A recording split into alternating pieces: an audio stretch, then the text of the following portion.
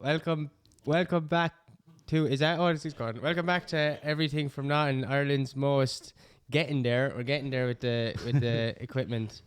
Most getting there podcast, sound. Yeah, we're joined this week by Jen. Do you go by Jen or Jennifer? Jen. Jen, yeah. Yeah, Jen. I've been given out to if I'm being called Jennifer. You'd give out a day. No, somebody's given out to me if I'm being called Jennifer. Oh, really? Okay, yeah. Oh, yeah. Sorry, yeah. You get people with shortened down names have like PTSD, don't they? With the long one, it's like something's happening. Yeah. Yeah, that's brings funny. you back to school, like. Yeah. That's funny.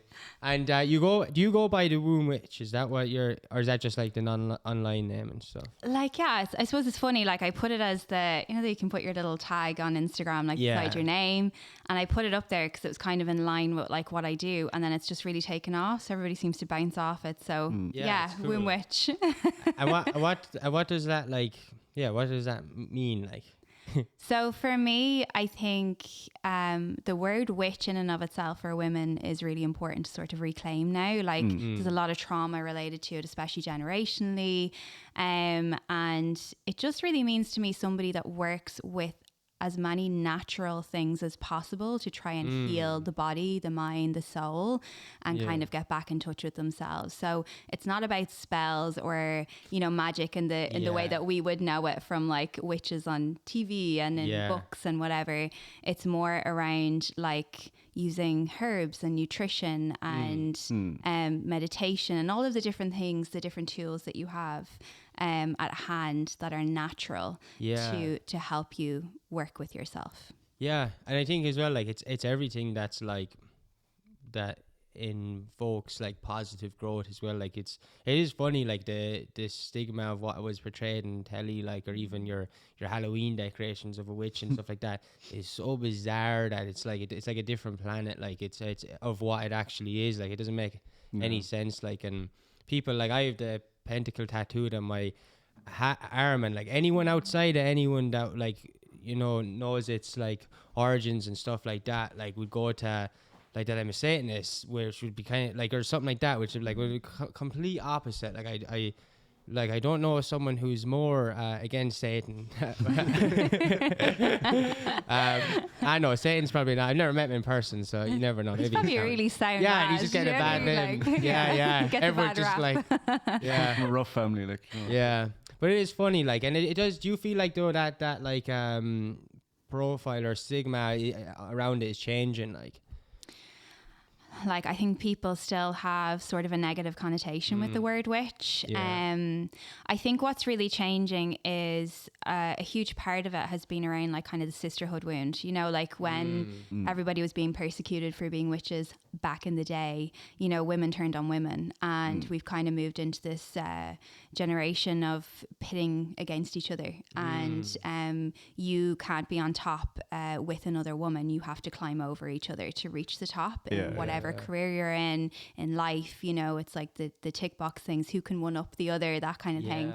But what I really see now is that beginning to heal, and women are coming back around to just creating really beautiful friendships, and I think that's been like a really beautiful part of my own growth. So amongst my own friendship group, like witch means something really beautiful now. That's cool, like we've reclaimed it, but I think it's probably still got a long way to go in terms of the general narrative. It definitely is changing, because I think it's like the same with like my girlfriend and her friends. Like they talk about like kind of wanting to be a witch and stuff, but obviously they mean it in a similar way, like you would, like, and spiritual stuff. Like they've been to like the spiritual side of things and like crystals and like, or using natural kind of thing, like natural skincare and like all that kind of stuff, like.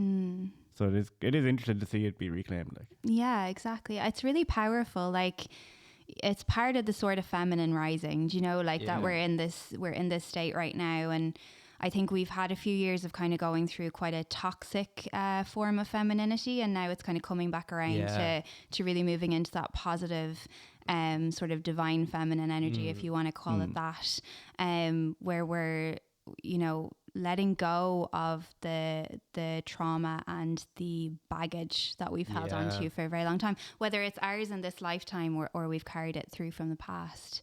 So I think it's really beautiful starting to see women, more and more women, come into this kind of spiritual area, you know, and they're just opening their minds up. But it's men as well. Like, I think, like, how do you guys feel about it? Like, do you feel like you're sort of like being led by the women in your lives, or do you feel like you found it yourselves? Do you want to answer first? Because I'm alone. I'm a lonely person forever. I'm like not a spiritual person at all, but like I'm not like one of those non-spiritual people who, like, you know, hates on people who are spiritual. I don't think I'm not like that at all. Like, but it's just like, yeah. So definitely like my girlfriend would be like very spiritual and into lots of things like that, and like it really helps her. Like, so it's kind of cool, even from the outside perspective of seeing like how beneficial it is to people. Like, like. So like, yeah, definitely in terms of spirituality, my girlfriend would definitely lead the way. Like, 'cause I wouldn't have a clue. Like, but it's still interesting to me. Like, it's just not my thing, but I'm happy to see other people find that thing that kind of helps them and helps them discover who they are and helps them like better themselves and all that stuff. Like, yeah, I think like for me, like I actually, like I was kind of joking, but like I actually found like my inroad, like for finding like the necessity to be a balanced person coming from a balance of masculinity and femininity came from actually like being isolated, like a real deep, like just going into myself and like long walks in the cornfield for hours kind of thing. Like just, yeah, I definitely think that's where I got an understanding. So it wasn't actually led by any guys or girls, either masculine or feminine. Like it was a real like what's the word, like not isolated, because that sounds like a negative thing, but I don't know what the word is, but yeah, it's like a personal, I suppose, even personal, like it was like an intrinsic, like a very integrative process within yourself. I like there's often answers I get from people and, you know, our society that are external, but then there's things that come from out rather than in, and that was definitely what I found with it. Anyway, I think that actually, now that I think about it, like for finding myself and who I was, like kind of on that kind of a more emotional level, like it definitely was women that would have helped me more, because like I remember growing up like just being like a sensitive kind of like person, like, you know, like guys would be making fun of me for crying or for like doing things that weren't stereotypically masculine, like, and whereas like if I hung out with girls and chatted to girls, it was just like we just chatted. There was none of that like pressure to like have to fit this box. So like it definitely, like, yeah, like if it wasn't for like female kind of role models and friends in my life, like I would not be as kind of mentally stable as I am now. Like they kind of really helped me kind of find, okay, it's okay to just be me, like, which is really positive and lovely. Like, yeah, I think what's really nice on the other side of that as well is like for women, it's really nice to have balanced guys around, because we are chaotic creatures the best of times. And we are emotional, and I know from now, like I had to go through a lot of healing around my masculine and feminine energy, and I was very much living in the masculine for most of my life just because of the way that I grew up. So I was constantly in protective mode from a very young age. So getting to the point of being an adult then and having to try and come back into the feminine, being able to open up now around men and feel comfortable because I know I'm in a safe structure. That's really important. So I think like women, there's a certain like kind of narrative that's around at the moment where it's like, oh, the feminine is rising, we don't need men, like we can do it. I'm like, no, we need men who are doing the work as well, like who are working through their shit. But that's what, like for a long time I was always kind of like, oh, that's such nonsense, like you need men. But then I actually started asking, but why are there so many women saying that, like, we don't need men? And it's because they're actually saying that it's just unfortunate they've experienced so many guys in their life that are unbalanced, which has led to like this sort of, well, that's what guys are, which when you get hurt by something, and it happens, guy, that's you do it on both sides. Like I have the equal amount of girls and guys who come to me when they have like relationship problems, even though I literally probably have been never in a relationship, like, but I'm always the person they go to. And I've seen from both sides this really interesting thing of like how when something bad happens, there's nearly this process of like where it's like, oh, all girls are like that, or the girl will be like, oh, all guys are like that. And I think that's actually part of the healing, where it takes them a bit, from what I've seen, is that it takes them a bit of time to like step out and then have one positive experience with a guy. But I think like, because we actually talked about this in an episode we recorded it just me and Stevie for something else. That like we were actually saying that guys, we were saying kind of the opposite, but I understand what you're saying. Like we were saying that guys are, I think the stigma is always that girls are so emotional and they're so like chaotic, which I understand. I think that's true from the way you're saying it, but like it's when guys say girls are so emotional, that's when it doesn't apply, because it's actually from what our perspective is that guys are way more unable to control their emotions. And that's why we're talking about guys who send like unnecessary messages to girls they never seen online, pages long, or like just random weird shit that they can't control. So I think, yeah, like a balance. So maybe if you're saying the words balanced guy, then I understand that. But the majority of guys, I feel like at the moment aren't balanced. Yeah. And that's what I feel like needs healing. And Yeah, I think we're in a process. Like it's going to take time. And like I recorded a podcast earlier this year for my own podcast called My Apology to Men, and it came about after I was in a Wachuma ceremony. A what ceremony? A Wachuma. What's that? I've never heard that. Wachuma, or have you heard of San Pedro? Yeah. Yeah, so Wachuma is like the original name for it. Oh, okay. So San Pedro is the other name that it's known by. So it's plant medicine. Yeah. And I was in, like, you're down for a weekend, but you're in ceremony with it for a day. Yeah. And what happened, because it was my second journey with it within the space of like 2 months, and then I haven't done it again since, but I'm feeling the call now, and I'm like, my life is so good right now, I can't go through another plant medicine journey.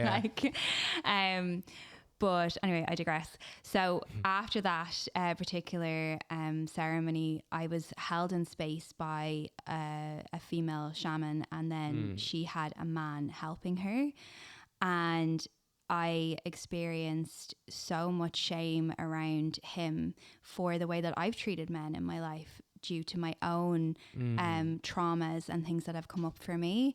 And this whole essay kind of flowed from me after that experience, and I recorded it live on my podcast. And I would say, like, for anybody who wants to listen to it, like listen to it, or I also put the download to read it, because it is quite emotional when I'm reading it out on the podcast. So for some men that would be quite triggering if you're not at the point where you can handle emotion from women yet. Which is fine. That in itself is a process, you know, it does make people feel uncomfortable. But what I find is a lot of women will not admit that we also have faults, that we need to be able to also hold space for the masculine in order for them to feel comfortable feeling their emotions. You know, like we have shamed them for feeling emotions for a long time as well. Yeah. You know, and we have expected them to play certain roles, whether it's from, you know, taking the bloody bins out if you're living together to, you know, whatever. Like, so we expect a certain degree of masculinity as well. And we've kind of held them to a standard too, and we haven't created space for them to drop into this. So it's only now that guys are really getting a chance to kind of look within maybe and start to do this work. And, you know, all this talk of mental health is kind of opening things up a little bit, not enough, but a little bit. And it's kind of a process that's just ongoing. But I think part of it is that women need to own their shit as well. Like we can't just be like, well, we're so hurt by men. Like we do the hurting too. Like, you know, I have definitely treated guys like shit because I felt like I was entitled to. Because I was hurt by them, so I was allowed to treat them like shit in return. And that's not okay. It is. Like, I think that's where it goes. Like, I just, we keep going, like, and it's like the way out of that, like this vicious loop, it seems, where it's like, you know, even throughout history, where it's like, well, not throughout history, like, because, you know, in terms of like systematically, obviously, like the patriarchy and stuff is there for ages. But if you look at different cultures historically and stuff, there's like often this thing where femininity is like that, masculinity, and it's like to get to it, to be at an equal place, for it, the yin yang to look like that with the masculine and feminine, you definitely need. I feel like the ironic thing is the less we're always using like terms like you know, men and women, it's like they're good and masculinity and femininity, I think they're really good reference points at the moment, but we should be like reaching a stage where we go, where we're no longer saying, oh, women hurt all men or men hurt, where we go, people hurt people, like, and that's like what it is. And you know, but I think the other thing is to not totally, you know, disconnect from the idea of masculinity and femininity, because in that is like the, you know, the breakdown of the, you know, the intense system that do you know what I mean, like to break down, like, you know, like if it's a big engine, you need to solve out the problem in it, and it's like both are those, masculinity and femininity are two different parts to the engine, so it's like they're good things to be able to figure out the thing, but the root problem, I think, is just hurt people. Yeah. And for us to put up our hand and go, fuck, and this is like one of the hardest things in the world to do, to you know, I struggle with it a lot, and it's a practice you get better at, to just put your hand up and go, yeah, I was hurt, but like, let's leave it at that, like, rather than pass it on. It's a very hard thing to do, but I think everyone can do it. It's a practice, like, definitely. Yeah. And also I think it would be really nice to just get to the stage where, like, you know, we're referring to feminine as women. We're referring to masculine as men, but we all have masculine and feminine energies within us. And the idea is to find that balance. So ultimately what you're aiming towards, well, for me anyway, and what I'd love to see, is that we're not referring that to man or woman. We're referring to it as just the energies. And that's how we're flowing with it, instead of it being, because we all should be balanced within us. Do you know that kind of way? That's what wewe're ultimately aiming towards. Like, I find it interesting when you like look into that, like of like kind of masculine, feminine kind of energies and stuff. Because I remember, like, I remember just doing some quiz before, like just trying to see, like, where do I kind of score in that. And I was something like 70% feminine energy, 30% masculine or something. I kind of almost surprised by it, and I kind of had to do some kind of reflecting inside. I'm like, why did that happen? And kind of learn more about myself. Like, and it's kind of cool to see. Like, you know, like a lot of people just kind of presume like, you know, men are going to have masculine energy, women are going to have feminine energy, but like everyone is made up of like a balance of both. Like, so you kind of need to leave space for both in your life. Like, and it's like ultimately you should be flowing between the two. It's something that I'm really trying to learn at the moment. So like with business, it's like, I love being in my feminine, because then I'm feeling really creative and things flow, especially when you're working with like spiritual things, because it's all energy. So you like being in that sort of feminine creative flow. But I need the structure around me in order to get things done. Otherwise, like, a whole day will go by and I'll be like, what the fuck did I actually do? Like, I have no idea where those 10 hours went. So I'm like trying to bring in a bit more of the masculine structure, but then being able to let that go at the end of the day and come back to the feminine. So it's like a constant work in progress. You're just working through it. And then like even in a relationship then, and you're trying to like figure out the balance between the two, because there's times where you're going to want to flow into your masculine more. You know, your partner's like, well, I'm with a man, so he's going to want to flow into his feminine more at times, and you've got to figure that out between you, like the push and the pull between it. So actually that's a really good question for you then, because if you're more in your feminine, is your partner then a bit more in her masculine? How does that balance out for you? I'm not really sure. Like, I think she's definitely balanced between the two. Like, I'd say she like kind of, she definitely would have a good mix. Like, so it's kind of, I don't know. Yeah, I think like she, like from like the feminine perspective, like she could like kind of open up a little bit more and stuff. Like, but she's getting better at that. Like, and she's like, I think as she like I managed to like figure that out for myself without kind of spirituality, like whatever way it worked for me. But like she seems to be using spirituality to help her find that balance, which is really cool. Like, but yeah, it's really like nice. I wouldn't be fully sure, like, because like it's kind of hard to tell. Like, I think like if she was here, she'd give the better answer, because like she, you know, like. I can only really look at it from like the outside perspective. I'm not really fully sure. You know, like that whole thing of like just because something might appear one way, that's not necessarily how someone is feeling. Kind of on the inside, like people might project a different thing to how it is. Like, but I definitely think from my perspective, it's kind of, she does seem to have a good balance between the two. Yeah, I think I definitely do what like you're saying as well though. Like the I remember figuring that out. Like it was weird how I did it was through cats and dogs when I was like 15. So I figured out how to jump between the two. I used to be able to do this. This is going to sound mental, like absolutely mental. But I used to be able to do this thing from a young age where I could put my, I don't literally no way. Like I could look at a lamppost. I remember when I was like 8, I looked at a lamppost and I knew what it felt like to be that lamppost. I can't even explain it. It was really weird. And then as I got older, I started like doing that and put my like. I don't even know how to explain. I can't it's like for a brief moment, like still in my mind where I can like feel my consciousness in like even a thing. But then I started doing it with like a cat and a dog, and I really understood like why cats are like seen at the feminine and dogs are masculine, and I could like almost see like I see from like the mind of the dog, like, and then the cat.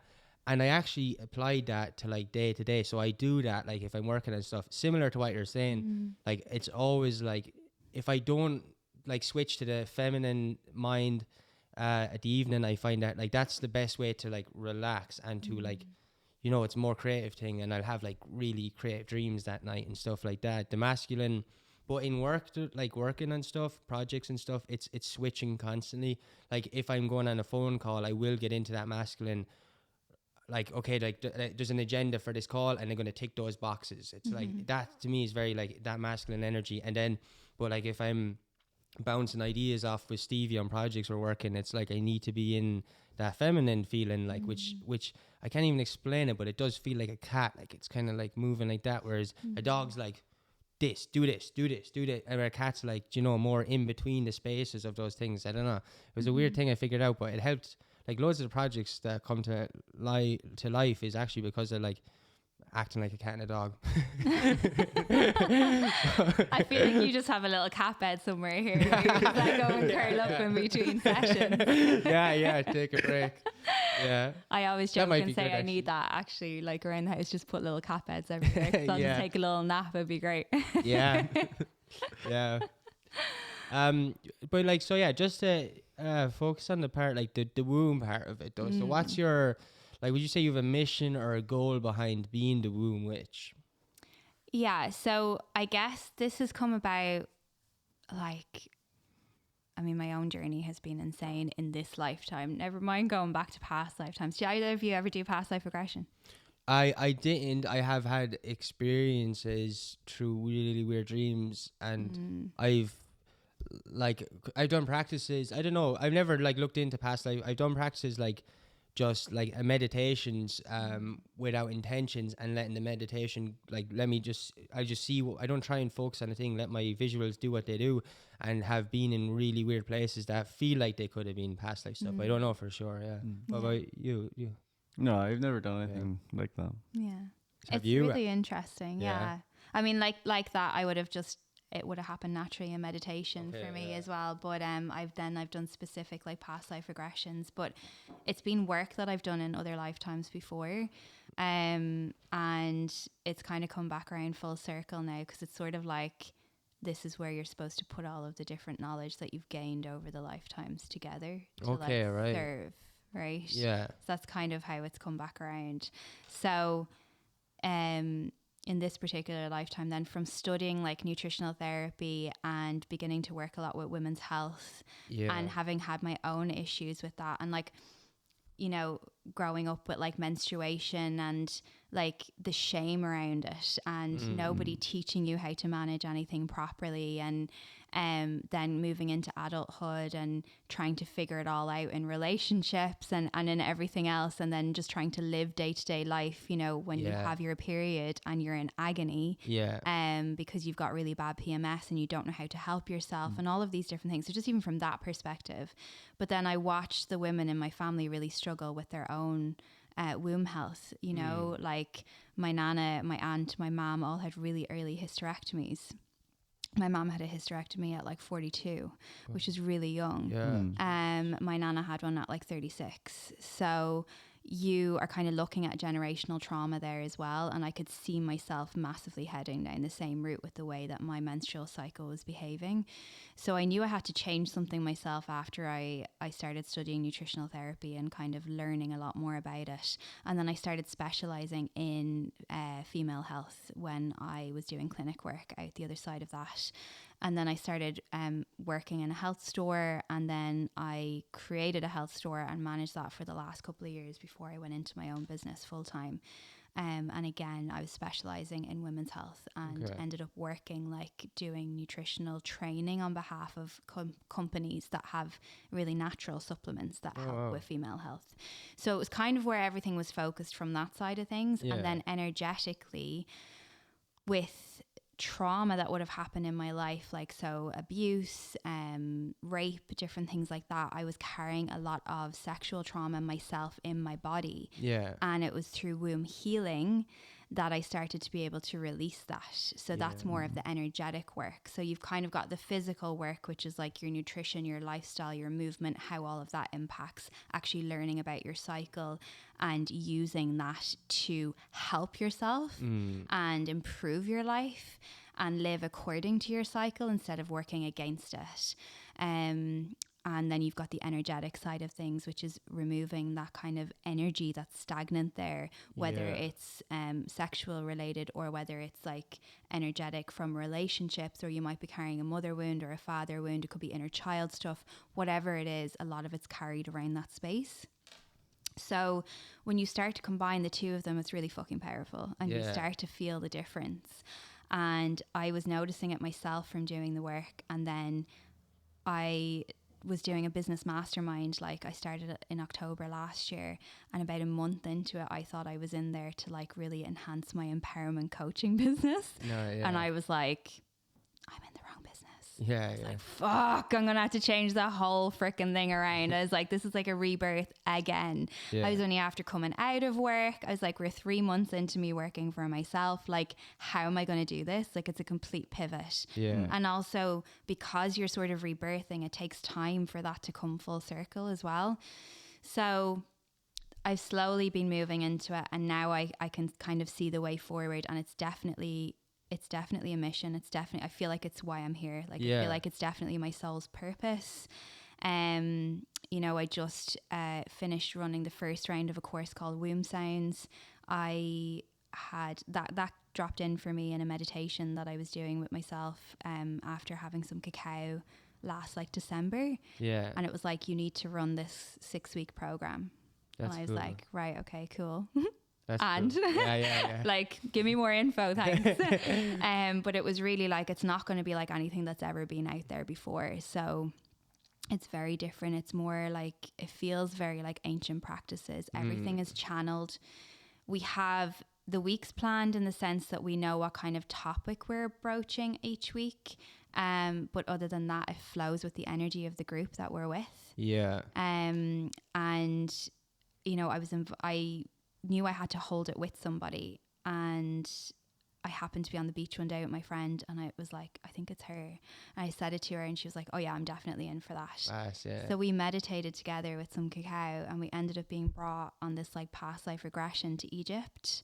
And like, it was mad because like, we were completely silent. We were lying down next to each other. We just had our hands on top of each other. And when we came back around from it afterwards, we had both witnessed the exact same thing up until a certain point when it just like diverged into how our lives ended in that particular lifetime. That's mad. And it was incredible. And what it was basically showing us is the ancient practices that we already knew. They're already like within us from like a past lifetime. And this is what we need to bring into the present. And actually, it's not about teaching people, it's actually helping others to remember. So we're remembering. You already know this stuff. We're just holding space because we're that. It's like they always say a coach is like one step ahead from where you are, or a couple of steps ahead. And that's what it is. We're holding the space for you to remember. And that's the biggest thing as well. Like, it's really cool and refreshing to hear that. And you do have a pure and genuine energy about you that I obviously have never done any womb healing or any of the practices that you might done, but I have experienced or the practices that you teach. I haven't or show or make people or help people remember. Sorry. But like, I've been to a lot of things, workshops and stuff, and there's often like unfortunately I'd say like 80-90% of the time the energy is always like, I'm the teacher, you like you need me, like, and it's cool for you to hear you say that. It's refreshing because it's important, because everything, like, when, like, if you tell someone something and they never heard it before but yet they can go, yeah, that makes sense, why, you know, it's because it's already somewhere inside them. Like, it's, you know, the whole thing of the whatever belief, there's so many different cultures or beliefs that talk about it. It's like the collective consciousness, the Akashic records, or even on a scientific level, they're doing studies on how it could be through DNA. And either way, whatever it is, there is a connection between us all, and everything is stored inside us, whether it is the DNA or the consciousness, whatever it is. And it's cool that you're helping people remember and not teach them. It's because you're giving them the power too. Otherwise, they'll always feel like, yeah, but I'm behind them, like, as you said, you know, and it's really cool to hear. Yeah, you're a space holder. Like, I think this is a huge issue with kind of the spiritual community right now. And, Yeah. you know, like, first of all, people don't have a fucking sense of humor, which drives me Yeah. insane. And Yeah, like, that is literally the worst part of it. come on, like, do you know what I mean? I Yeah, like yeah. Womb Witch, like, take the piss out of me. Do you know Yeah, that yeah, kind yeah. of way? I'm like, of course, like, I'm not going to sit here and act real serious about it. I don't have an ego around it. Yeah, Like, yeah. I think it's hilarious. Yeah. And like, you know, we were chatting right before this started about like the whole issue, the whole Yeah, thing on you- Ireland AM, and it was like, Yeah, so Jen was on Ireland AM and the two hosts, and I love that clip, and that was like what made one of the things I was like, oh yeah, you're unique and you're not falling into the category of the others. Like, yeah, you had a sense of humor because the two hosts were doing it. You were doing a practice on like womb breathing, and the guy was like a bold child. Like, it reminded me of being in church because I related to him. I was like, at first, before I would have been like, oh, that's rude, but then like now I just like life's not that serious. I totally get why he's laughing. Like I would too if I was like in church when I was younger. Like, and you just thought it was funny and it was making you laugh rather than like getting offended, and it's really cool. Yeah. Like, I know he's my claim to fame. Like, it was so funny. Like, I didn't even know who he was until the day before I went on. Yeah. And all the girls were like, "That's Tommy Bowes. Like, he's fucking gorgeous. He's a rugby player." I was like, yeah. "Don't have a clue. Like, don't have a notion, right?" Yeah. Like, and anyway, I went on, and he is lovely. Like, he couldn't have been nicer. He was Yeah, really, yeah. really friendly. Got straight up, big hug, hello, all the rest of it. Yeah. But, you know, my claim to fame is I got to tell him live on air that he has an energetic face Yeah. and watch his reaction to that. And that was just amazing. And he like takes off his shoes. But you didn't tell him to take off his shoes. He just started doing that, didn't Yeah, which did you, like, it was the way he did it. He kicked them off like Like a a little child. kid. Like, Yeah. I loved it. I was like, oh, this is he? amazing. It's a really good clip. But you need to have a sense of humor about this, and it's Yeah. just too serious. And then also, I feel like there's people in it, and I don't think they're intentionally doing it, but it's not with integrity. Yeah. You know, like, I see it really with cacao. Like, cacao is a plant medicine. It's not to be used willy-nilly. Yeah. You go really deep with it if you use it properly. Yeah. And you should be held in space by somebody who really guides you through a practice with integrity Yeah. with it. Not just hands you a cup and is like, here, have a little drink of that and chat while you're doing it. Like, I see it so much, especially probably living in Dublin, because there's so many people doing it. It's probably a little bit less out in the countryside. And I know that from friends who would live around the country where they don't have as much going on. Yeah. But like in Dublin, it's very oversaturated. And I was doing some ceremonies last year, and then I stepped away from the space simply because I saw that very clearly, and I saw people ignoring like things that could harm people's health. Yeah. You know, just to make money. And I was like, I just can't, like, and there's a space for everyone. I really do believe that. But I feel like there's just an issue with the spiritual community right now, where we're sort of moving through this phase where we're trying to weed out what's with integrity and what's not. And that comes in with those people who are kind of there being like, I'm your fucking guru. Like, I'm like, no, nobody is your guru. Yeah. We are space holders. We are somewhere on the path ahead of you in some space. Like, there's other people who are way ahead of me in some areas of life, and I look to them for guidance. You know, you be looking to me for guidance in your womb healing, right? Because maybe I'm a little bit ahead on the path, so I'm going to hold that space for you. But you have to do the work. You have to show up in that, and you have to allow yourself to be guided by your own body, by your own mind, by your own soul. Like, that's not for me to say what's right for you. I can give you the practices, but you make them your own. You know? Yeah. Like, I think that's really important, and people who adopt that thing of like, no, it's my way or no way, just doesn't flow with me. It's mad. And I always find it interesting. The thing I found interesting, like, there's a couple of reasons I think that causation of that is, one, there's a lack of consistency, and two, there's one of the biggest things is the majority of them aren't practicing what they preach. You know, they will. What I noticed is people, and not just practice. Like, I have friends who are very spiritual and stuff, and I do this too. So like, I'm not like saying like it's a process. It's always a process. Like, but like sometimes people will have like a big post up about, you know, and often even those practitioners, whatever the word is, like people who refer to themselves as gurus and stuff, will have a post up maybe about, being more open-minded, and there'll be all this thing about how, you need to be open-minded to, to learn about life and so. And then the next post could be something like, don't do like, this is the only way you can do this, and this is my way. And it's like, there's a stark contrast, a stark contradiction in a lot of the stuff I see. There's a massive confliction in what they share or what they preach, and often they don't practice what they preach. But it is still a process, and it's a process for them too as well. I think the problem is that they don't think they're in the process, they think they've completed the process. And if they could admit that like, no one alive, even the greatest monk in the world who sits on the mountain 24 hours a day, he'll tell you it's still a process. Like, it'll never not be a process. So we were talking something about that lately, actually, because we're like, the whole thing of like people who do use spirituality in that way, like without the integrity, like we were like saying about, do you like, does it come from just like a place of kind of insecurity or kind of fake it till you make it type thing, that's like that they're not fully sure of where they are, like, and who they are and stuff, so they're kind of thinking, if I can make other people feel who they are using these practices, then I have to it has to automatically help me, that kind of thing. So I do wonder, does some of it come from that insecurity of like they're just trying to pretend they're at a certain level of their journey because that's where they want to be, and they can't get there. So by them trying to help people get there, they'll feel like they will get vicariously there. Through them being there. It's like I wonder if it is that kind of weird. Definitely a thing as well, I think. Yeah. And like I say, I suppose some people are probably just taking advantage for money as well. Like, there's going to it's good money and so. But it's like yeah. It's ego as well. Yeah. Oh, 100%. Do you know what I mean? Yeah. And like, I think for some people, they want to just be the main people for things, like, and it's really funny because what you do see with these people a lot is like, they cannot see their own triggers.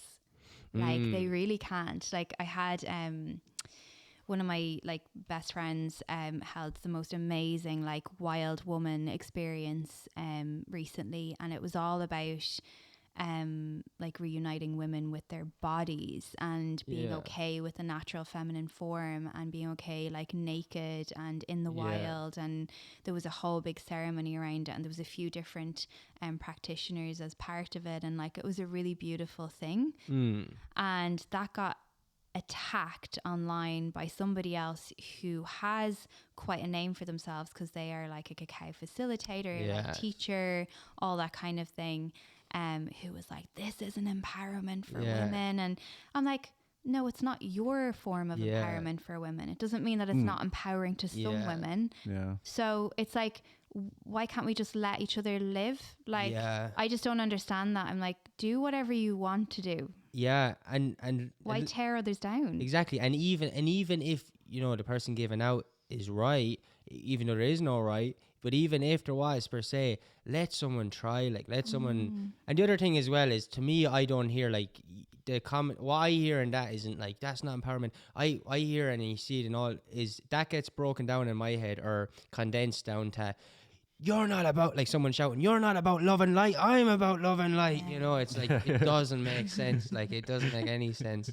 But it's a practice. I think there's like, I always have like understanding and compassion even for those people, that it is a practice. But like, at some stage, unfortunately, there will come a day where they have to hold up their hands and just go, you know what, maybe I don't know. And I found that hard to do for a long time. And when I first started coming across spiritual stuff, I got really like caught in the ego of it. Like, from a young age, when I was like 15 or 16, just like, oh, this is the only way in my head. And I wasn't even saying it out loud, but in my head I was thinking that. But man, it felt so freeing to just like realize that like, there's literally no right or wrong, that like, everyone's reality is a reality, and everything can be true at the one time. Like, it's not like that's true and that's false. And it's a freeing thing. Like, also, we've no fucking control over anything.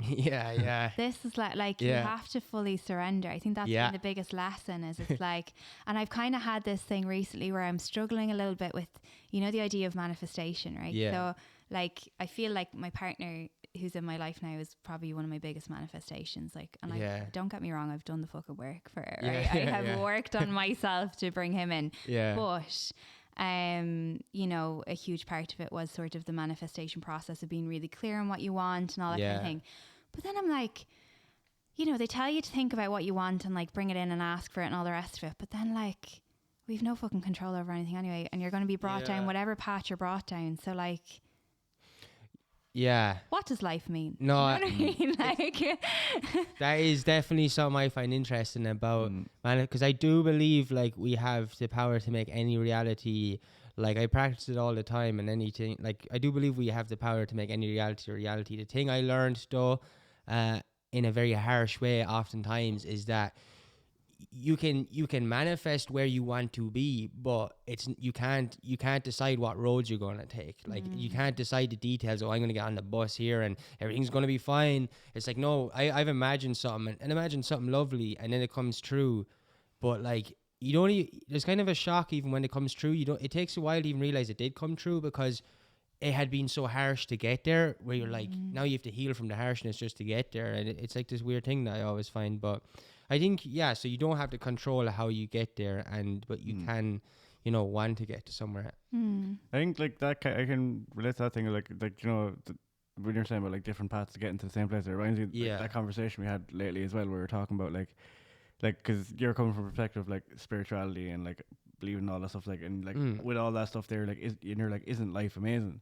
And then I come from the perspective like I don't believe in anything, and like it seems to me like almost like life is meaningless. But I look at that like, isn't life amazing? Isn't it amazing that something that I believe has no meaning could still be so wonderful and beautiful? So like we still come to the exact same kind of conclusion from two different paths. I think that's kind of a cool way then of looking at, like you're saying with manifestation, the whole thing of like you can still get to the place, but like the path mightn't be any way expected at all. It could be something completely different. Like that's mad. Like it is. It's just about like like the whole thing is it's about the journey, not about the destination. But I think it is about the journey. But I think it's about the destination, because all I know right now, like whatever all four of us in the room believe different things, the one reality is we're definitely here right now, and like sometimes that is all that matters, and that's the potential for like future growth, is acknowledging that we're here right now. And if we could just all, as the whole world, just say we're here right now, let's forget about everything else, like then everything could change. But that's the trickiest thing, I feel like. And like it's being content in the present moment. Content, that word, like it's a lovely word, it's not one that's used very often in the right way, I don't think, like, and it just really brings a sense of peace. And I find like that's probably been the biggest achievement I think to date in my own life, is finding that within myself. Because then if you have it within yourself, everything else is a bonus, and that's when life becomes really beautiful, and you wake up every day and you're like, fuck, isn't this magic? Like it's funny, like peace, like I for months saying, I'd say the same sort of mantra in my head for the things, the goals or the mission I feel like I have in my life. I'd say these same things to try and get to that place.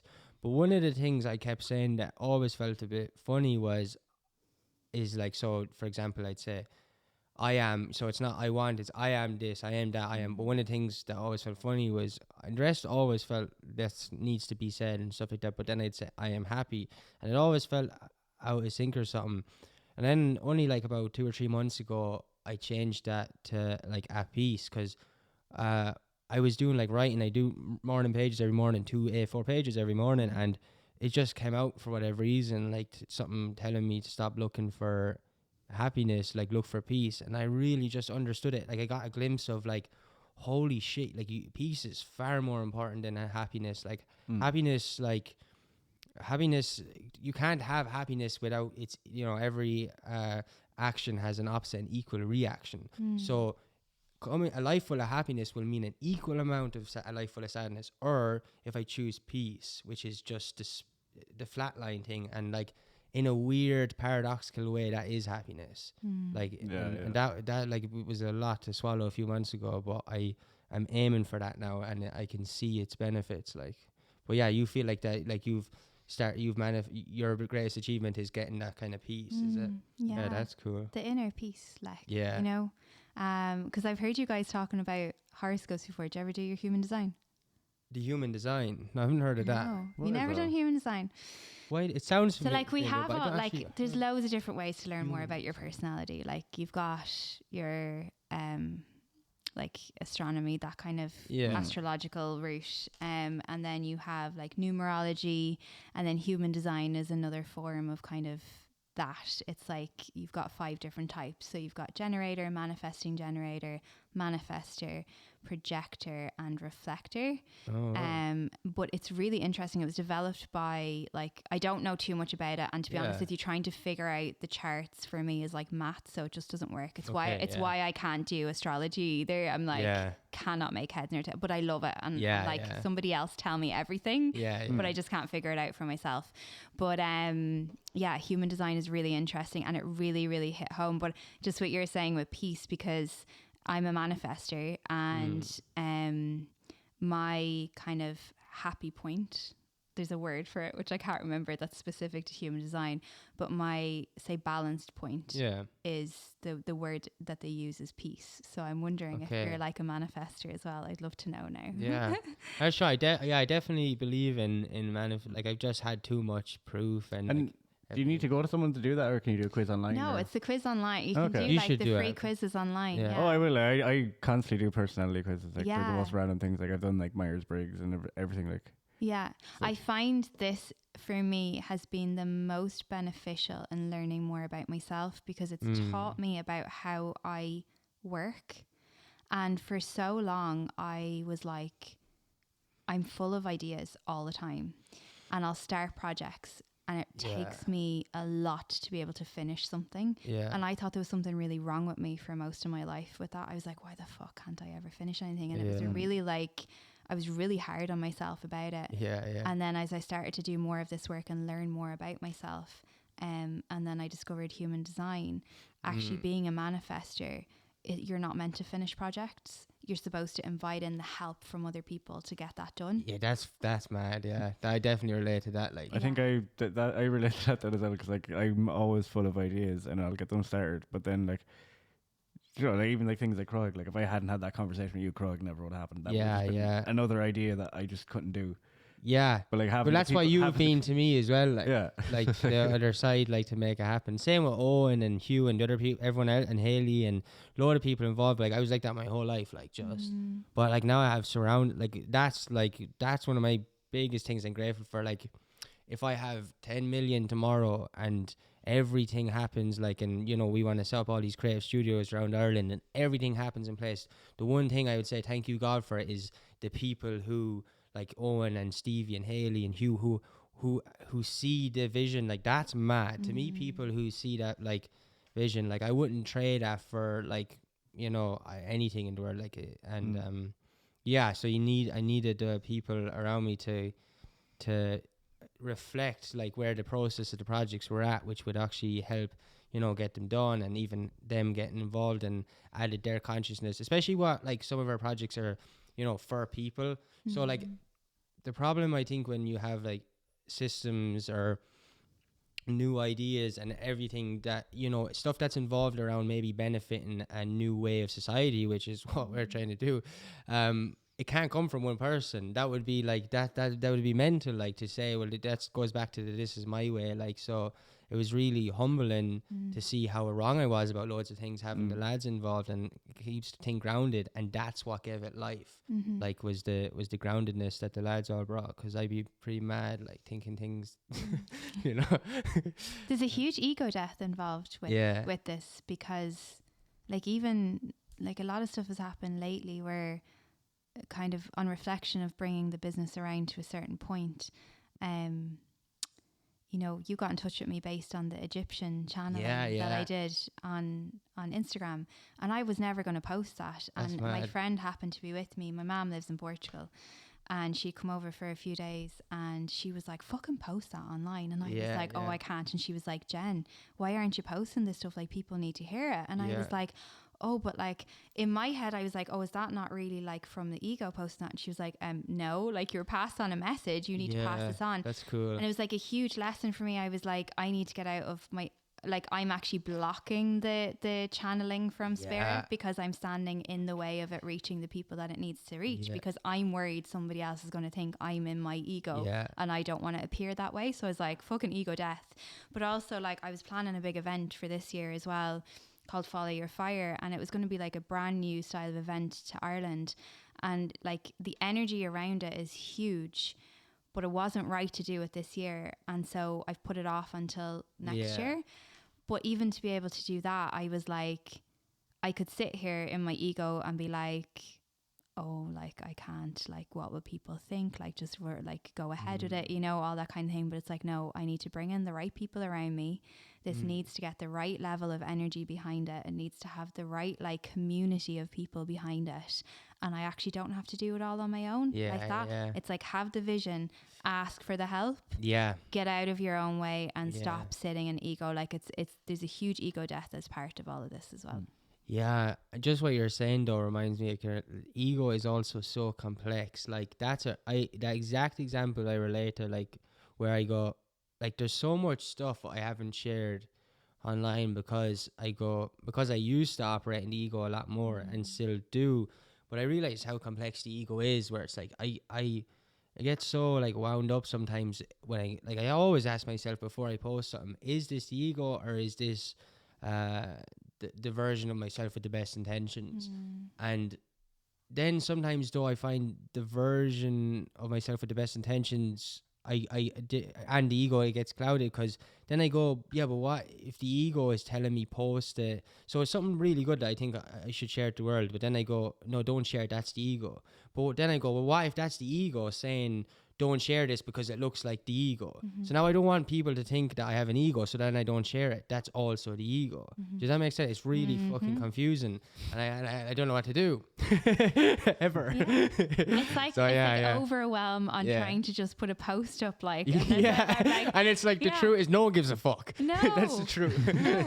We live in our own head so much, like we are the center of our own world, and it's like when you stop and think, like, there's nobody else going through their fucking day going like, when is Jen going to post something? I can't wait to just be like, is it her ego? Like, you know what I mean? Like, nobody else gives a shit what we're doing on a day-to-day basis. Because whatever you post, people will either go, I like that and I resonate, or I don't care next, you know. So or even if like someone if you do post something, people think, oh, that's just like that's pure coming from your ego. Like they'll forget about it in 2 minutes. Like, you know, there'll be something else to look at. Like, you know, like you said, they'll just go, they'll just say, don't like that, swipe, and gone. Yeah, you know, it's like, I mean, we live in a world where, like, what is it that they said about like TikTok videos? You have like 0.03 of a second to capture somebody's interest, or they'll swipe on by. So we're worried about somebody like stopping and reading the complexities of our posts on Instagram. We're like, oh, they're going to think we're in our ego now, and you're like, there might be like 2 people that read that. So like, it is funny. That is funny. Like going back, making sure the spelling is right. Like, and people have like no attention span at the moment, like for like my spellings. Why do I think that they'd be, you know, looking? That's weird. That's funny though. Yeah. Do you find it though, like, do you ever find it tricky though, like in a world where I think it's a lot more open now, but you know, people can still feel a bit funny inside, you know, if they hear like manifestation or even the word spirituality, or I always say one of the scary words, which is love. People are terrified of that word sometimes too. Like, do you ever find it like hard? Do you ever have to like push yourself to like be yourself and express those words and terminologies that mightn't exactly be, you know, accepted, and not accepted, but you know what I mean? People find it a bit funny, like. Yeah, I think that's a continuous process. So I'm very conscious of who I share my energy with. Yeah. So if I think that you're going to be like an energy drain, then I'm like, personal boundaries is just like, I'm not going to open up in that situation. I'm not going to put myself into a wide open position of being like, I'm a fucking holistic therapist, I work with the womb space, I do this and I do that, because I'm like, it's going to fall on deaf ears, and I'm going to feel exhausted afterwards. Yeah. And I don't want to feel that way. Or, you know, it's potential. Like, I have no problem with people coming at me with questions or any of the rest of it. But it's more so like, don't openly invite negativity into your life. Like, I see people and they kind of push to be triggers on purpose to kind of start conversations and different things. And I'm like, I will be a trigger when I'm meant to be for the right people. I'm not going to force myself to be in environments that are just going to drain me, because then I don't have the energy to serve the people that actually want to come and get help. Yeah. So there's that kind of side to it, but I've also made a real big promise with myself to not change who I am anymore. Yeah, that's cool. And not try and hide like what I believe in, or you know, and that's, I think, like dating, the world of dating has probably been the biggest reflection of that, because when you're into spirituality, like there's a lot of people that just cannot handle that and think you're too much. This is why I'm alone. Yeah, it is what it is. But the flip side of it as well, though, is like, yeah, but I don't mind being alone because I've done the work. Do you know what I mean? So it's like works both ways. But it can be much for people, which I understand as well. Because it is nice to share life with people. Yeah, exactly. Yeah. Just was thinking there, because you were saying about like choosing like who to like share energy with. Like it just kind of reminded me of like it was a metaphor that was given to me for like dealing with like sensory overload, like with autism, like, and it's just like, so like obviously for me to not get sensory overload, like it's like I have a cup, and the cup starts the day like empty, and then every time something kind of triggers like the sensory stuff for me, like the cup slightly fills. So if I have something that's going to be really like intense later in the day, I just need to make sure the cup stays empty. And I think it's kind of a similar, I think like giving your energy to people, like I feel like, even though like I'm not a spiritual person, I feel like that metaphor could be very similar, as in like, you know, like if you are going to have to be in a situation, if you know you're going to have to be in a situation where there is going to be more negative kind of than you want there to be, like you do need to balance it out, or like earlier in the day, then you do have like your peacefulness and your reflection and stuff to keep your cup as empty as possible, so that you can actually function. Yeah. That's, I mean, really cool. Like I started today off, like I knew from like our very brief conversation that this was going to be fine, but still I think there's practices that you bring in when you know you're going to have to, like, so for example, I practice what I preach, so I live according to my cycle. I've just changed over from my summertime into my autumn time. So for me, I'm like less about peopling right now, and I'm really tired today. So to come out and actually do something where I have to, you know, have a bit of energy about me, have conversations, be able to string a sentence together, I was like, I need to have a practice this morning in order to make sure that I have the energy balanced for that. So when I woke up, I had a cacao ceremony, I was sitting outside in nature, I meditated, I did some breath work, I did some movement practice, I did some voice work, and then I was ready to come here then this afternoon. I had a nap. That was the biggest thing. I had a nap again.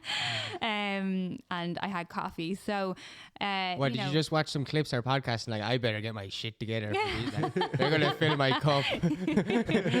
Yeah, that was definitely no, I think it's just like, you just, when you don't know what to expect sometimes, you're like, you want to make sure that you have, you know, space. Yeah, I do it as much as possible. Because we normally do these every Saturday, but I usually, like, that's when I really meditate that morning, like, and preparing for, even if I know like the guest's going to be fine and lovely and stuff, it's always just like, you know, not even like to prevent something, but also to gain something, like to meditate on, like, you know, opening up like in my head the pathways, because I wake up and I'm having mad dreams, which I do every night, like, you know, I could wake up a bit dazzled by whatever the fuck I was dreaming about, and then I go, I need to open up those pathways to get ready for the conversation or something, and it's always a positive, like, it's cool, like, it's nice to be able to work with what you know your body needs as well. You know, like, that's part of doing that self-work, is like, I know that I need this. And that's like, everybody's always like, where does this all start? And I'm like, fucking self-awareness. If you can't, like, you don't have to be spiritual, but everybody should cultivate self-awareness, because that's where it begins. It's weird then, like, in the solution, like, 'cause I found myself as well, like, with self-awareness, like when you become aware of like your triggers and stuff, or things that kind of set you off in whatever way, like you're looking at that, it's like the solutions are all can often be like really weird things. Like, it's like, for some people it could be like, it could be like your practices or stuff, but it could be like the most random thing could be the thing that helps someone cope, or like that could be the thing you need, and like you can't let people judge you for that. Like, one of my things, like I always refer to it as like the comfort cave, and it's literally like, if I'm feeling overwhelmed, I get a blanket, I lie down, put my knees up, get a blanket tightly around me, and I'm just kind of locked inside that space, and then I just kind of relax and get back to normal, and that works for me. But like, I'd never let someone judge me for that, because it's just like that works for me. Like, clearly, like, I found that, and like I had this, like, the awareness around the problem of like being able to block out that stuff and get there, like, so I just think the self-awareness that people need to be able to find. how to level themselves and like what things work, and don't let anyone like, if it works for you, it works for you. Like it doesn't matter what anyone else thinks. Like Yeah, that's mad. If it works, it works. Like that's why I always say with everything as well. Like that's back to like the people saying, "Oh, it's not that way," but if it works, it works. So you can't even argue it. Do you you said something though I'm interested in, and something like I like the thing switching into seasons, like or even like the monthly thing. So I obviously don't bleed and I don't have a womb, but I do every month have like, and even if I watch back the podcast, I could tell you what end of the month it was, just because of how and it can happen. I don't know what it is. It's an energy thing. So so it's the monthly thing of like emotions. That's why when people say, oh, the people like that, women are emotional just because they're on their period. But I always used to say, well, I literally, like from a young age, I've always been aware of, I do it at a young age, is like, it's, I don't know what it is, it's more of like a mental space, something like that. But I also get it going into the seasons, like where I'll switch, I will also, like, it's like, I feel like guys and girls do it, like the plants, the plants pull in after summer ends, and I feel like we do that too. And, our natural direction is to go within. Like do you feel like if the women's thing is connected to the womb, then why would I get that? So I feel like for you it's probably more energetic. So like you're probably still moving with like the moon cycle, so energetically with the moon cycle, especially because from what you've been saying, like you've been very connected with energy from a very young age. So if you felt like that from a very young age, then I would imagine that's probably a lot to do with it. So like we cycle with the moon as women. So we're always bleeding at some point in the moon cycle. So whether it's on the full moon, a quarter moon, or the new moon. And it can switch throughout your life. So I was a full moon bleed for the past like 2.5 years, ever since my cycle came back into a regular rhythm. And now in the past like 2 months, it's just changed to like a quarter, which hasn't happened in a really long time. So it can change and fluctuate depending on what stage of your life you're in, and that signifies transition and transformation. So it makes perfect sense for where I'm at right now and what's kind of going on. But I would think for men, I mean, whenever I talk about this stuff, this is just me like saying my own kind of opinion, or no right but I definitely feel it's an energy thing. So we're all human, so we're all affected by the pull of the moon energy. So we're all made up of water. We ebb and flow with the tides, we ebb and flow with the moon energy. So for you, I would imagine that's probably what you're feeling throughout the month then. So the full moon obviously brings about closure. It can be really highly emotional because it's about releasing and letting things go. And then you're sort of opening yourself up to invite in the new then. So what is it that you want to bring in? And then that's what you're kind of working towards then for the new moon, where you're manifesting that into your life. So it's two very different energy pathways. So for men, I would definitely say that can definitely be part of it, That definitely makes sense. Like even just like in term, like I think even if like you don't believe in like the energy side of things of the moon and stuff, but if you see a full moon, do you not like, just as a person staring at that thing, like when I see it, that's the one that I have a really good sleep schedule, but when I see that full moon, like you'll see me walking around town at 3 a.m, just can't be inside. Like when you see that thing, are you not like, what the fuck? I don't know. I just kind of. There's no right or wrong. Like, I'm just curious. Like, I don't know. Not as much as like. Just like, oh, that's just cheese. Like not as much as a lot of people. Like, whereas like Megan would be very much kind of like. Do you think it's cool looking though? Do you think? Yeah, like I do think it's cool looking. I do try good pictures of me and stuff. Yeah, like it definitely like with the whole moon thing as well. Like again, like like I'm totally open to spirituality. Even though I don't believe in it, like if it ever just happens to click with me one day, then I'll just be a spiritual person. Like, I don't have an ego about like, no, that's stupid. Like it's like, if it makes sense to me someday, it'll make sense to me. Like I'm open, and like Megan and like her family as well. Like would be very open to the like and talk about the moon stuff, because I've never heard about that. Like Megan was the first person to like that's mad. tell me about that. Like it's like it is kind of cool that I ended up with someone Like Yeah, because you're really so spiritual. Like opposite, her granduncle was a Reiki Yeah. master, and like all all this kind of Jesus, stuff. Like that's mad. so it's like it is strange, but like I enjoy it too because I get to learn about all these perspectives, like, and I get to learn about all these things that help people, and maybe something will click with me someday. Like, oh, that's interesting. So maybe so maybe then because I was gonna say, what if every human is just on that thing, like, but because I get such a visceral reaction when I see the full moon. Like, anyway, like I'll like message like someone and be like, "Oh, can we please climb?" Like I'll be like, I've done it before, like messaging when I was younger. Like I'd message everyone I know, like want to climb the biggest building in the town, like just want to get as close to it as possible.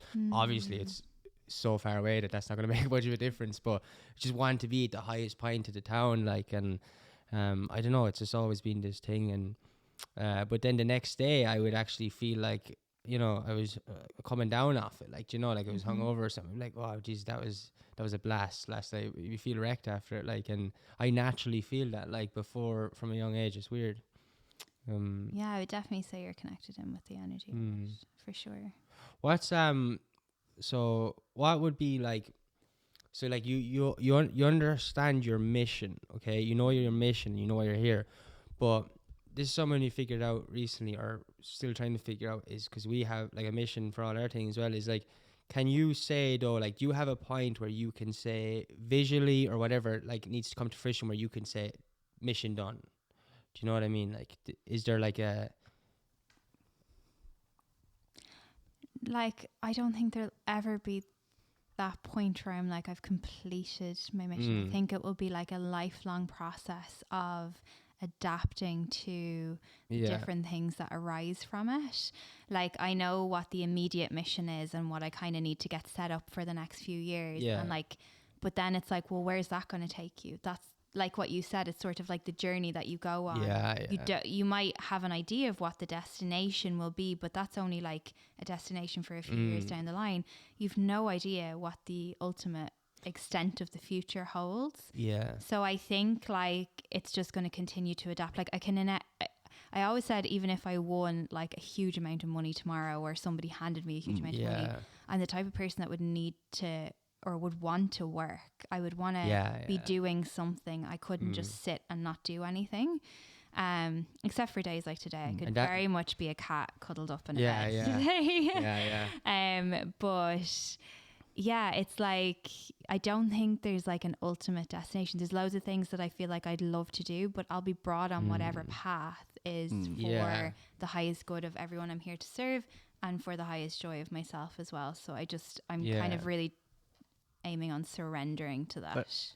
When you say that, it just kind of came into my head that like that kind of sounds like it's almost like your mission is like a repetition of, like with the Egypt thing you were saying, where so it's like where you had the purpose and then the path split, and that was the end of like that mission, and then purpose, path split. So like if you're constantly you know, taking the path, it's almost like you're just in a cycle of that, which is kind of cool. Like, that's think about actually. It's just continuously like developing. It just feels like, I can't really put my finger on it, and I'm probably not going to be able to explain it right in words, but it feels like it's this lifetime where it culminates. Oh, okay. I definitely understand that. I feel like this particular lifetime, for whatever reason, is the end of this particular mission. And whether I come back and have another one, no wait, like, well, like that's part. There's no, like, that's my part of my thing as well. Is just like, even if like for whatever reason and it's out of my, like, in my head, I'm like, I don't care if it's out of my control. I have to come back here 10 minutes. I'm done here. So if I could do everything I can for every future minute that I'm alive, I would like to, whatever it is, we need to fix this place. It's getting fixed this time. Like, we all need to fix it this time, because if we do come back here, I'm not coming back again. So like, everyone needs to get their shit together and fix this planet, because I'm sick of this place. It's intense. I want to go back to where fucking whatever, you can just watch Netflix, relax 24/7 in eternity. There isn't even a 24/7 up there, because it's just forever. But I want to go back there. And you know, so if we can all just fix our shit this time, that'd be good. Like, I think they have 25/8 up there. 25/8. Oh yeah, it's complex up there. Yeah, but I always think about that. But then I think, then I read like all these books, like this book Journey to Souls, and really cool books I read, and you go, yeah, but once you're up there, like, that's how you feel now, overwhelmed, because we're in this like limited body. But like, apparently when you're back up there, like, because the limitations are gone, like, we sign up for this and we go, yeah, like whatever, yeah, yes God or yes universe, well, I'm ready to go again. But I just like, there's no way I could imagine myself ever saying that again. Like, just done here. Do you believe really though in limitations? Like, No, I don't. But I think to some extent that we limit ourselves. yeah. So I think the limitations, I think, are the five senses. I think they are very specially designed to stop to because like the purpose for why I think life is like, if there was no limitations, then what's the point of Earth in a spiritual context? Like, what's the point in the great classroom? What's the point in the place to come here and learn your lessons? Because if we are just limit the universe, expressing itself, well, like, then why would we come into this shell that, like, because I can't fly right now. And if I could, I could probably go save someone, or I could probably make my life easier, or I could probably, live a very freeing life. If I could fly, there'd be no hassle, but I can't. And I think that's because of gravity. And I think that's because of my feet are stuck to the ground. And I think that is what will lead to me learning something in a way that, do you know what you're saying about like not having control of how you get there? I think most of that comes from our five senses. It's like, well, we want to get to this magical place. Maybe it's, we want to just have the biggest podcast. Maybe we want to go to Egypt, and it could be anything. But if we could just fly there, it'd be done tomorrow. Therefore, like, making the whole world redundant and pointless, I feel like. So I do believe in limitations in that point. But do I believe that any reality is impossible? No. I think everything is possible. Every single weird reality anyone can think of, I think, is possible. But I think we purposefully limit ourselves. Does that make sense? Like, Yeah. what do you think? Do you think there's... I think there's a limit. Like, I agree with you completely with what you said. Yeah. And I love the idea of alternate realities as well. Yeah. Like, and that whole thing of, what's it called? Where you like have the moment where it's like a memory that comes. What's the name for it? Deja vu. Deja vu. Oh, deja vu, yeah. But that's it's like, mad. then, Yeah. that's actually just you getting a glimpse of an alternate reality. Yeah, that's trippy. Like, that'd be, yeah. Like, that blows my mind. Yeah. I used to have a really weird, it just came back to me, I hadn't thought about this in years. I used to have a really weird belief as a kid, kind of, not necessarily a belief, like an idea that I was kind of entertaining, like, and it was the whole thing, like, any time I'd have, like, any kind of near-death experience, or, like, if I fell off something, or something happened where I could have potentially died, I was saying, like, it was like, oh, I actually died in that reality, and now I've stepped into an alternate reality, that each time you have one of those moments, you're actually... That's and I was like, mad, I don't know. That came back to me there. Like, I just used to entertain that idea because I thought it was that does line up kinda with strange. stuff I've heard and read before. That's funny. I've never experienced it myself, but yeah, like, that's a... But it's like stepping onto another path after, as a result of what's happened, right? So that would make sense that it would be an alternate reality then. Yeah, so it's like even though I didn't necessarily believe it, like, I do love entertaining those things and kind of exploring those in my mind, because you learn a lot about yourself in it. Like, That's mad. Did you find, like, it's interesting to see, like, I always find it interesting people who are, like, extremely open or have become comfortable with themselves. Like, did you have that around you at a young age, like the space to express yourself, or did you have to, like, fight through it to find that? Or? No, I did not have that space. I did when I was very young. So my grandparents raised me until I was 5. I had time out of that where I would have been with my mum, but I was with them, and they were highly encouraging of everything. And my nana was the first person to really, like, encourage spirituality with me, and she was a Reiki practitioner. Wow. And anything that I would have, like, seen or experienced when I was younger, I would have spoken to her about, and she just encouraged it. And it was really, I had the most amazing relationship with her. And I feel really lucky that I had that grounding. But after I had to move out of their home, and I was with my mom, and then, like, as life went on and different things happened, I was very much completely the opposite. I closed myself off to everything, very much in that protective mode, very much in the masculine energy. Stopped being creative. Like, I would do it in bits and pieces, like whether it was dance or drama or whatever. And I trained in performing arts, and I think as a way to try and channel some of that, you know, like to be able to dance, to express yourself. You don't have to speak it. But you can do it in that way. Or acting, you know, you get to be somebody else for a while, and doesn't that fucking feel good when you have a load of your own shit going on, like, you know? So I think it was really a process only really in the last few years. Like I had to do a lot of work around my throat chakra and trying to open that up again and be able to express myself. And now it's more so, it had to be an acceptance of the fact that I went on this journey for a reason. And it took it was after the point of experiencing the rape. So I was raped on New Year's Eve back 2016 going into 2017, and a whole process after that of going through the courts, the trial, all the rest of it. And it kind of came to a point where it was like 2 years afterwards, the trial was supposed to go ahead and then was delayed for over a year.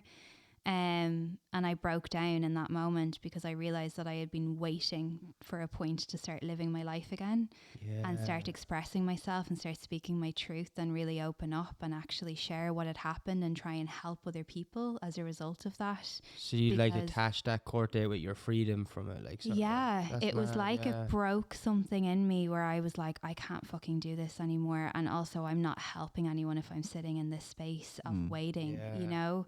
And it was like just something crumbled around me, and I went home that day and booked my first solo trip away to Sligo for a long weekend, and started exercising again and eating right for my body and being okay with being seen again, and started speaking up about different things that had gone on and being like, I'm not going to hide from this anymore. Like this is my truth, but there's a reason why I was brought on this journey. And you know, when the rape first happened, I didn't want to report it. I didn't want to go down that route because the shame that hits you is overwhelming. And one of my best friends turned around to me and she was like, if you don't go through with this, you're not the person that I think you are. And that might sound really harsh in a very traumatic moment, but I credit her with that because she was right. I did have the power within me to be able to withstand everything that sort of event brings in your life, where others wouldn't. And as a result, it's put me in a position now where I can do this work, and it's led me on the path of being able to step in and actually use my voice and speak up where people can't, and help them to find their voice in it. And for me to even sit here and say that and not worry about people think I'm coming from my ego is a lot. But that's been part of the process, and it's like owning everything and being like, I'm okay with this. Like this feels comfortable for me to talk about because it's not hitting me in here anymore. It's just it's a part of who I am, and it's a part of why I've been here. So it feels really empowering if anything else. And I think it's been a really beautiful journey. And I always say that I never regret anything that happened. I obviously wouldn't wish it on myself, but people find that really weird and they find it really triggering. But I'm like, but I wouldn't, because if I did, I wouldn't be here today. Yeah, because so were you going to say something? I was just going to say that like it's really cool to hear you be like so open about that and stuff. Like, cause I remember like, cause I would have like had like a similar experience myself. Like I went. And like when it first happened to me, like I couldn't talk to anyone about it. Like I just kind of pushed it away. And I didn't actually report it. I just could not bring myself to do it. Like, and also there was a thing of like, you know, I wouldn't have had enough details because it was like, I don't remember exactly where it was. I just happened to be wandering around Dublin and it happened. Like, so I was very much in like, kind of like the kind of, what's the word? Like a fog sort of. Like, so yeah, like all I could think of was like, I went into survival mode. That's basically Oh, yeah. And I remember, it was like a few years later when I was actually able to like just open up about it. And like it was actually around the time of like the whole like Belfast rape trial, and like seeing like the kind of get all the energy there, I suppose, like of people just like coming forward and telling their stories.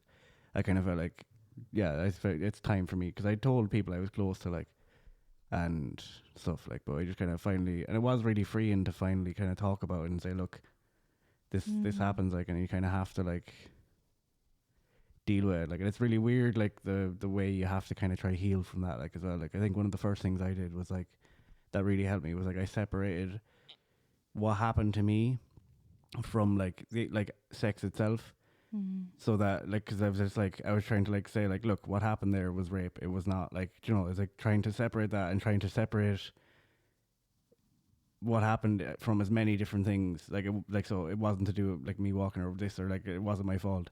It's to try and minimize kind of the things that like would then become triggers in my life, like that. I could just kind of keep as much of my life as possible and try and just keep that as one event that I could heal from. Like, Yeah, I had to do the same thing. It's really funny. It kind of becomes a like, how much of your life are you going to let this situation impact? And I think if you have enough self-awareness around, like, when something like that happens, if you've already cultivated some self-awareness, you can be like, this doesn't have to affect everything. I need to see it for what it is, as this singular event. Yeah.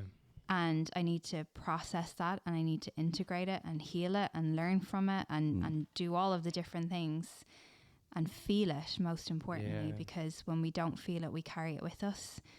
But you're so right, so many people get caught up when it comes to sexual trauma, and this is why the womb healing aspect is so important, because it's carried in the body, of allowing it to dictate their sexual experiences in life and how they carry it forward and how they see things. And all they're doing is completely separating themselves from their own pleasure, from their own happiness, from their own capacity for joy. And they no longer understand what sensuality is or sexuality is. And it's like a foreign thing, you know? And I feel like as Irish people, we have enough of that from a Catholic country without having to carry it when one of these incidents happens. So that's mad. Thank you for sharing that as well. no, I just appreciate it. Yeah, that's mad. Fair. Yeah, it's weird as well. Like, it's, I don't know. There's another thing, like what you're saying. Like, it's all, I don't know. It's all to do with, like, just shame in Ireland, even, you know, in so many areas in a sexuality part, but also like when we keep talking about like our, like, you know, from sexuality, and then there's also the whole like pride thing, like, you know, we're told that pride is a sin, like, and it's like, even like I've read the Bible, and the Bible doesn't actually say that. That's what the Catholic Bible says, like pride is a sin, and that like we shouldn't be proud, like, of you know, so we're made feel ashamed for sex, and then we're also made feel like that, like we have to worry about what we post if it's the ego, like all that is, or that you have to worry about, like, you even sharing your story, and that for you to say that, like, because the mission you want to do is a good thing, and for you to worry about having to tell people your mission because of like being made feel like you can't be proud, or that like that's an ego thing, is mad, like, and it's unfortunate because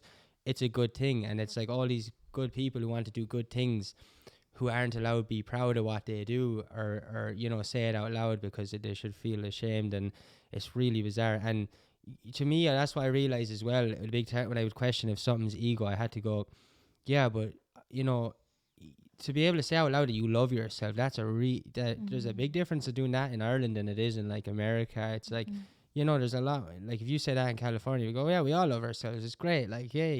You know, and yeah, everyone has problems, but they're not that weird. But you say that here, they go, of course you do, you know, like, it's like it's a problem. Like, it's like, what the fuck is wrong with someone loving themselves? They should. And I can't wait to get to a day where everyone around me loves themselves, you know, rather than wanting everyone to like this weird thing. I don't know what it is, like, that people should be ashamed, like. Yeah, it is weird in Ireland, the pride thing, because like even like simple examples, like the one I used to use as well was like for like music, like if like if I played a really good gig and I came down off stage and I said I played a great gig, people were like, oh, cocky prick, and like that's it, like, you know, they'd be like that, but like you kind of have to go, oh yeah, that was grand, and you're not allowed to say it, like, whereas like in America, like they kind of they seem to have a healthier relationship with pride. Some people I suppose have a healthy relationship with pride, where like they're actually able to be confident, be able to say, I did a good thing. And it's not them saying, I'm better than anyone else, I'm better than you. It's just literally saying, in this moment, like, the thing I did brings me joy. That's all it is. You know, it's like, it's a huge mindset shift, I think, though, for Irish people to start changing their ways with that too, because it's like, you know, I remember when it was even just trying to accept a compliment. And the first thing that I still do it now if something makes you a bit like uncomfortable, but you're just like, thank you.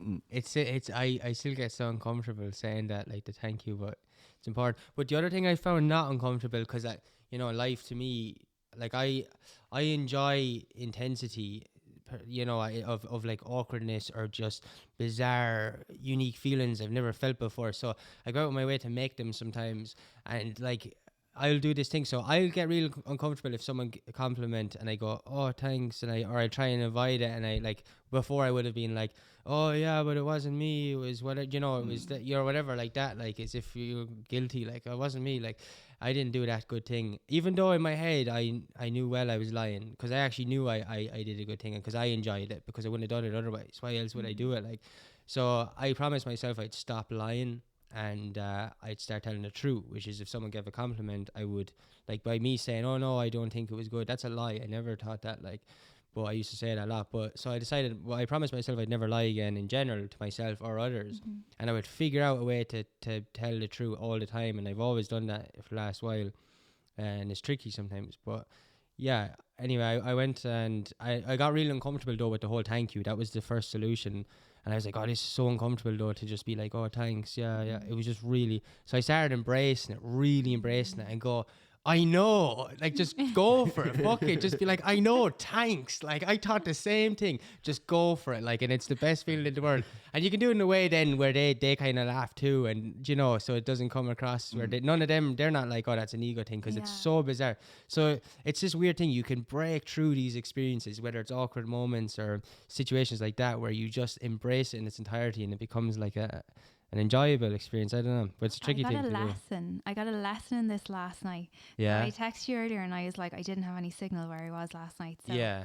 You guys probably know where this is, and I don't actually know the name of the place. I don't know where I was. It was in the mountains somewhere in Tipperary, and it was dark, and it was in someone's house. So it's a bar that opens up once a week in someone's house. No way. Oh wow, Jim in the Mills. That's bad. Yeah. So I'm like, are we allowed to say it? Is it like top secret? No.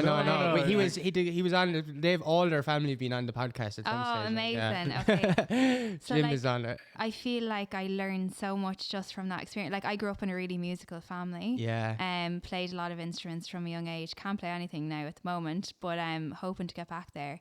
And always used to sing as well when I was younger. Yeah. And I've come back around to singing now, but like, even being in that situation last night, I was like, there's so much of me that was like, I want to get up and sing, but I was like, oh, I can't in front of all these people.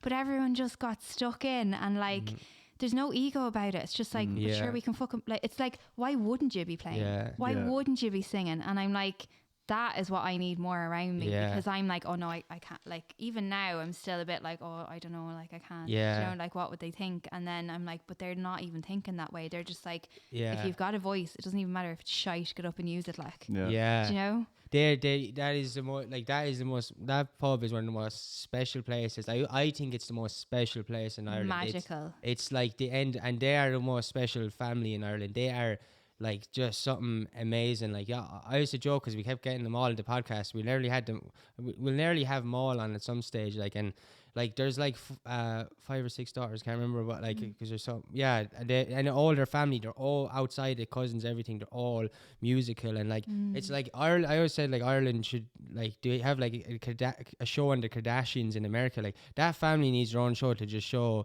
like how wonderful and how authentic you can be. Like, and the whole thing like that is when you're in that pub and you're like wanting to sing, because it's like a thing where they'll like ask people to sing, and you're there thinking like, oh, these people are all so comfortable singing, but really, like, most people aren't, and they're doing everyone's like doing the exact same thing, building themselves up to go up and sing. And that's real special to have that place where I can't imagine the amount of humans that felt more free after being in that place. Like, it's a special place. Like, there's nowhere else like that. Yeah, like, the nearest thing I could get to it was like having a lock-in in a country pub. Like, I grew up, like, my teenage years was spent in the Midlands, so I was in Offaly and went to school in Westmeath, so kind of all around Mullingar area would be like where a lot of my friends and stuff still are. So you'd get your lock-ins and stuff, and you might have a band playing, or somebody would whip out a guitar or whatever, and you'd have a sing song.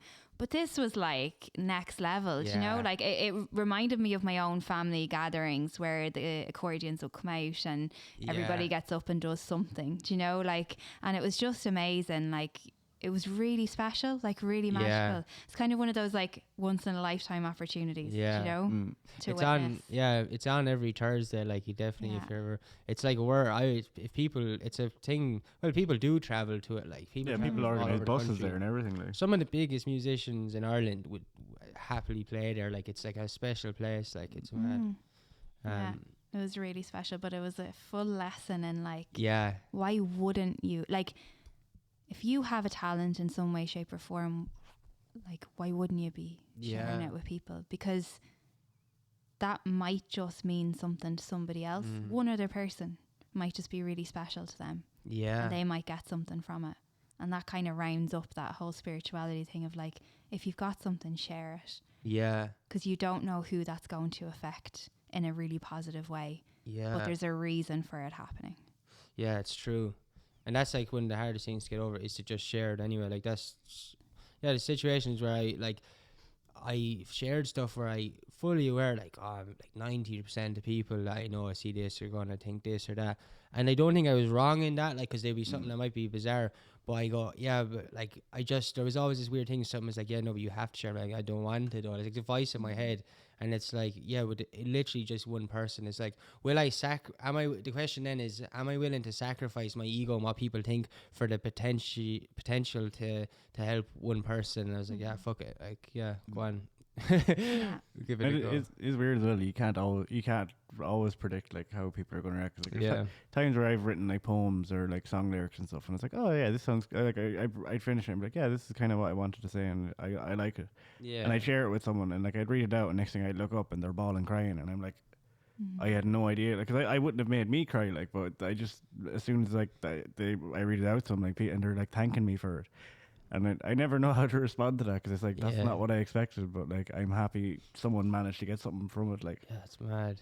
Yeah, that's a really nice feeling. Like, yeah, should we finish up? This has been a while since we do an hour and a half. That means that it was fun. yeah. That's what that means. It's probably a lot more serious than you thought it was going to be, but I think it was nice. It was I mixed think with everything. Perfect. It was real, which is what's always important. It's hard to get that sometimes. It probably reflects my energy today of a bit more like zen.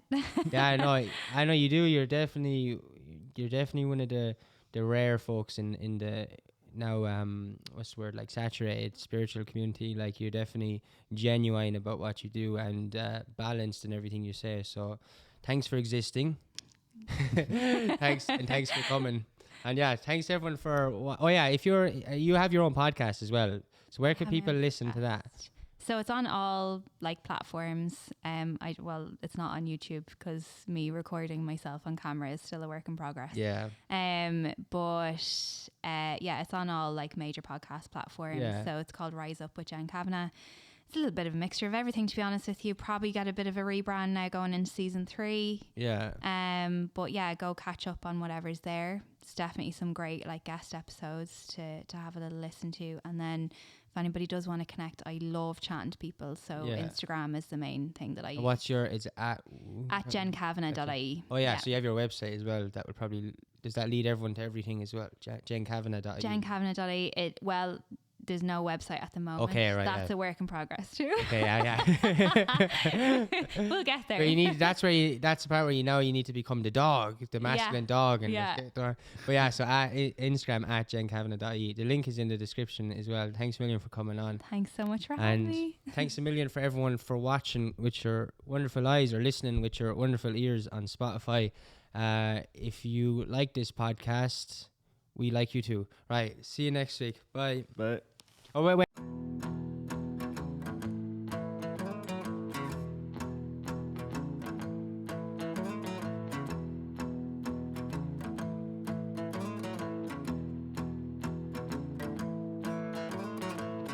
I love the taste of strawberry medicine as it runs down my neck. I feel it draw me in, and when it settles on my mind, just know you'll find me there inside.